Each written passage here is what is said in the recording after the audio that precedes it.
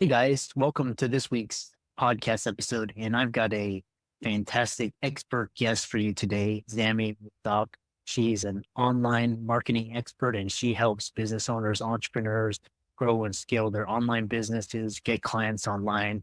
And I'm really happy to have her on the show. So, Zammy, welcome. Thanks, Chris. Excited to be here.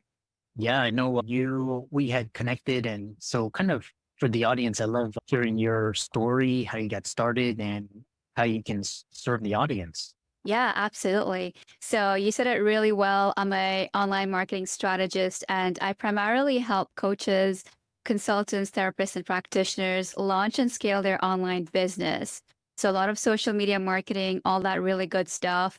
But yeah, a little bit of background about me. When I first started, I did a bit of corporate, was in banking, worked at Royal Bank of Canada for 5 years actually, and realized, marketing was a thing that I actually really enjoyed. I loved working with entrepreneurs. I used to host in-person retreats pre-COVID as well. So, I ventured into a couple of different projects and things like that. And I realized this is what I enjoy, this is what I love. And then COVID happened and the online space just went crazy. So that was like my opportunity to be like, okay, let's really make the most of this. And I'm so happy I couldn't be doing anything else right now. Yeah, I think, I launched my podcast during COVID and, went all in. I never knew when the world would open back up. And by the time it did, it was like thriving. So it's really interesting. So you have a Thrive Pillars framework that you help and elaborate on this and how you develop the system and why is it effective? Yeah, absolutely. So, of course, in the coaching space, there's a lot of information and there's so many coaches and so many ways to market your business. And so I personally have been mentored by so many mentors in the last couple of years, joined tons of masterminds, spent after all of the testing and trial, what I really came to learn is that it comes down to a couple of things, which is three things, which are the main pillars. So the main Thrive pillars that I have is attract, nurture, convert, which is A and C. So just to break it down, attract is first of all, you really want to understand, who is your audience? Who are you serving? What is the problem that you're solving? And where are they actually hanging out? Are they on LinkedIn? Are they on Instagram? Are they on Facebook? And that's really the foundation of it. And then nurture is once you have that audience, once you have people coming in, how do you take them from like somebody who is, just knows you as the average Joe or Sue to somebody who actually likes you, trusts you, and will buy from you? So that's the nurture process that I really leverage. And in that, we leverage Facebook communities, Facebook groups, and it's all about relationship building. And then the last part is convert, which is all about sales, but more on a heart-centered sales approach. I know there's a lot of spammy, icky, salesy stuff out there, and especially for coaches who are heart-centered, they want something that's more authentic. And so my approach with Convert is a heart-centered sales approach that actually gets your client understanding the value of what you're offering them and having them solve that problem. So yeah.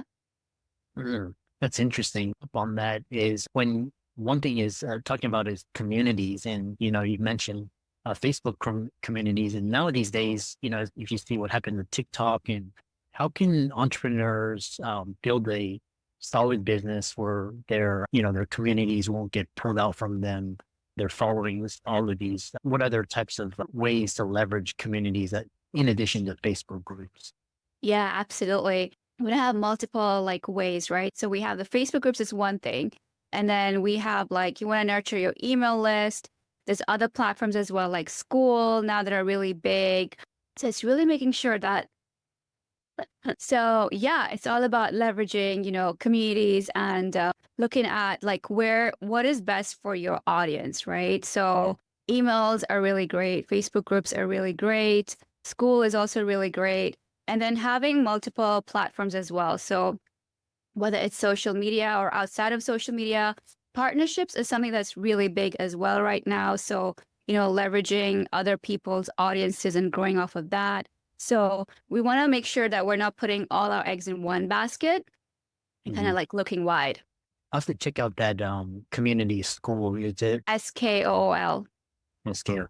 Yeah, I'll definitely pick that out. And then moving forward, we talk about identifying ideal clients, and it's almost counterintuitive because you talk about, clients, but how can entrepreneurs get clear on who they serve and create a unique offer? What are common mistakes? That really is the foundation of it. First things first is you want to understand what is a problem that you're solving. Entrepreneurs come in with so many different passions and so many different experiences, and they're like, oh, I want to help this people, and I want to help this, and I can do this. But then we really look at, okay, let's look at what are your passions, what are your experiences, what are your certifications and your qualifications, and then what does the market really want? What are the problems that you can solve in the market that people are actually looking to solve? And we'll actually pay you to solve it because we want to make sure it's profitable as well. So that's really the first part is identifying the niche and helping them get clarity on that. And then once we have that clear and we know it's not just, a nice to have problem, but it's actually like, I need to solve this now, then we go into like, how do you actually solve it? And so that we go into the offer and we look at what is a unique mechanism or framework that you can create based on your experience, your qualification, your certifications, and how is that method or framework different from anybody else offering something similar. So that's the offer and then the niche. Yeah.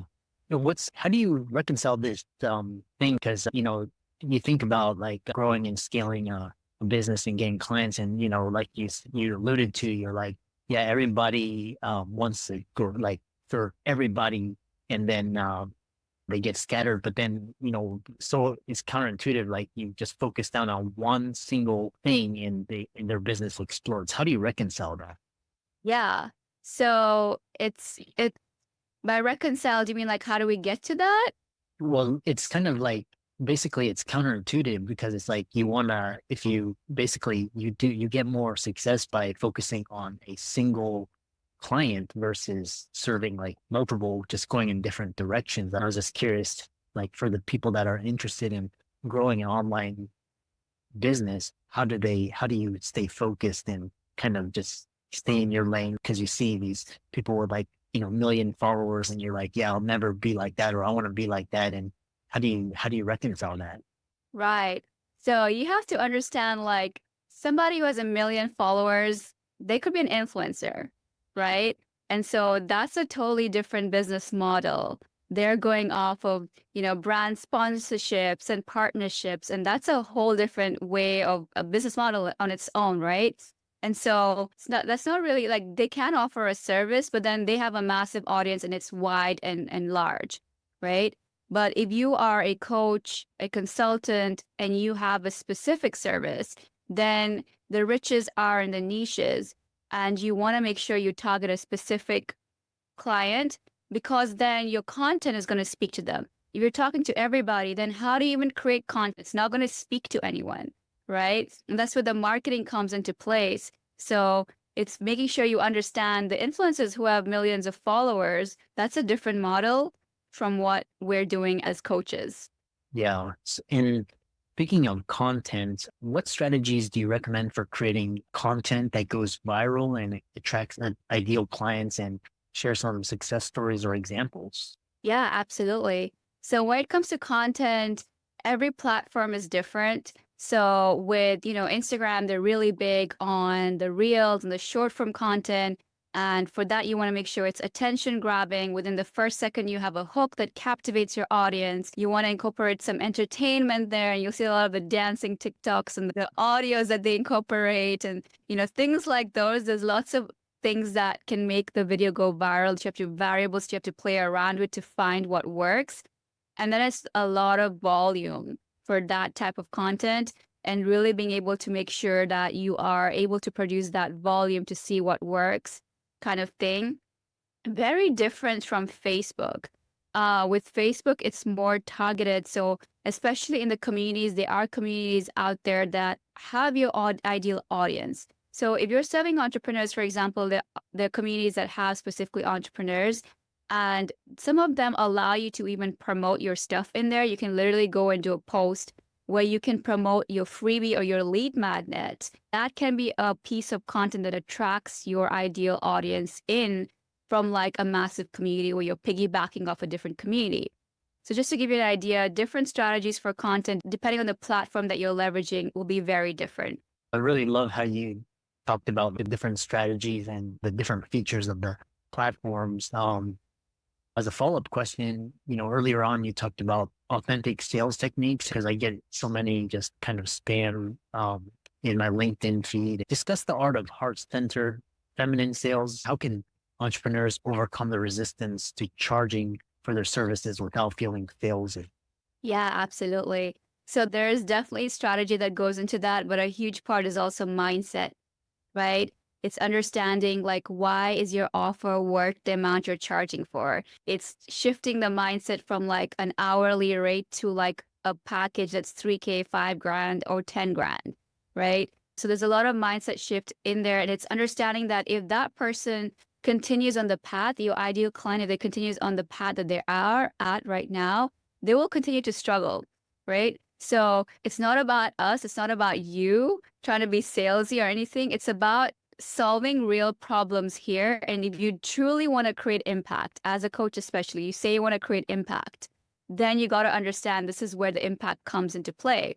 So there's a lot of mindset shifts around that, incorporating the feminine sales aspect of it. It's not pushy, it's not icky, it's very permission based, it's holding space, it's allowing the client or the prospect to come to the conclusion themselves of why they need this and why this is the best decision for them versus us trying to convince them or persuade them. So Yeah. You mentioned something that was really interesting, and I've heard this term a lot. You talk about holding space for the client. Kind of intuitively, I get the sense of what that means and kind of expand on that. Like, what does holding space look like and feel like so people can incorporate this into their day-to-day sales operations? absolutely. Sometimes be like, if the client or the prospect is feeling really pressured on the call, is really just being able to create a safe space where they're able to release that pressure and feel calmer and feel safer, even just by saying, for example, we can move forward with this offer today, but you let me know where would you like to go from here. So immediately you're releasing that pressure on yourself or the client. You're letting them say, hey, yes, I do want to move forward, or hey, I don't. And that's totally okay. So there's an aspect of being detached over there as well, of really making sure that you create that safe space and you truly hold the space for that person to make the best decision for themselves. Yeah, because if they feel pressure, they're not going to make a really good decision. Question I have, for the owners is that how can they create a predictable client generating system without feeling overwhelmed by the other things like marketing, social media, sales, etc.? Yeah, absolutely. So predictability comes into A, knowing your numbers. So for example, if you have an income goal of let's say 10K per month, right? And your offer is let's say 2K or 3K, then you know you only need 3 clients per month to hit your 10K month. And then you can look back into, okay, then how many calls do I need to be getting on? For example, if your closing rate is 30% to start out or 25%, you're looking at getting on 9 calls per month, for example. And then you really look down into, okay, then how many people do you need to be speaking to? How many people do you need to be having conversations with? How many people do you need to be building relationships with? And what does that look like? And so then we go back and really reverse engineer to look at, okay, how can you generate more conversation? Can you have more people in your audience that you can speak to, that you can invite to calls? Once we have that metric in place and the KPIs, and we know how we're attracting the audience and how we're bringing people in and how we're nurturing them, then it's literally a matter of rinse and repeat and tweak and optimize to make it something that's truly predictable. So I like this idea of reverse engineering. And one thing that came to my mind when you were talking was to get a certain number of people to sign up to get on the call. What happens if entrepreneurs are like, now I got to go to conferences, meetups, networking events? How do entrepreneurs maintain well-being without burning out and running in all these different directions just to get those people on those calls? Absolutely. So with what I teach, we don't do any of the in-person stuff. It's purely online. So you don't need to be going to conferences to look at people or networking events. They're great if you want to go for the experience, but that's not the main lead generation method. It's primarily online. So it's using the communities that are already there.